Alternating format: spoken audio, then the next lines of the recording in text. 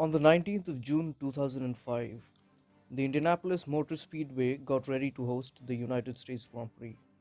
The excited crowd watched with anticipation as the 20 cars on the grid started their engines and moved forward for the formation lap. But what happened next left not only the crowd at the circuit, but the entire world wondering what had happened. The 20 cars were supposed to do the formation lap and line up on the grid for the start of the race, but to everyone's surprise, only 6 of the 20 cars did so. Why did 70% of the grid decide to head straight back into the pit lane after the formation lap, inadvertently deciding not to race? So, in order to understand what really triggered this decision, we will need some context. Unlike recent years, in 2005, the teams used tires from two different companies, Michelin and Bridgestone. Michelin supplied 7 teams and Bridgestone supplied the other 3.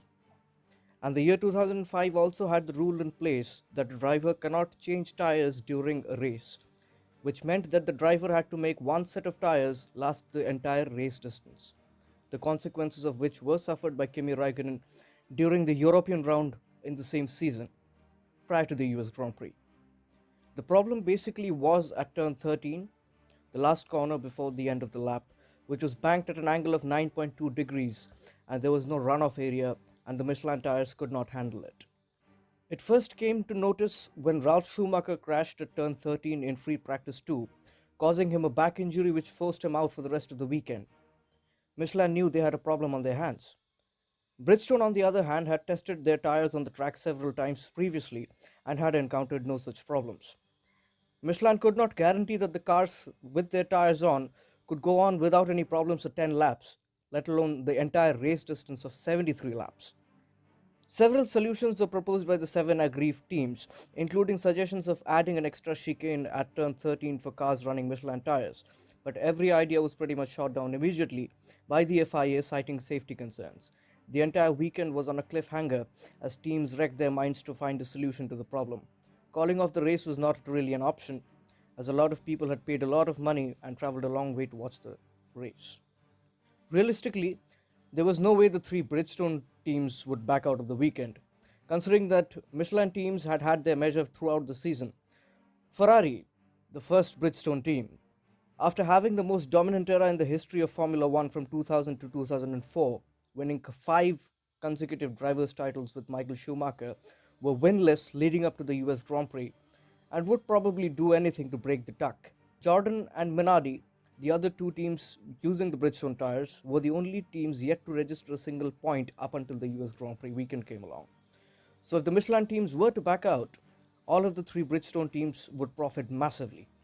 Even on race day, there was an air of confusion as the Michelin teams had not confirmed whether they would be forfeiting the race or actually going ahead with it. And hence all 20 cars were present on the grid for the formation lap, which naturally led the crowd present to believe that everything was normal. However, as soon as the cars got going for the formation lap, McLaren was seen preparing the pits to bring their cars in, which was the first sign that the worst fear of the crowd was about to come true.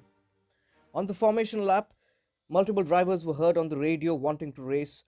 Notably, Red Bull driver David Coulthard was quoted saying on the radio, "If it is my decision, I want to race." However, any hope of a 20-car race were completely lost when pole sitter Jarno Trulli came straight into the pits after the formation lap, followed by other drivers using the Michelin tires, including championship leaders Fernando Alonso and Kimi Raikkonen.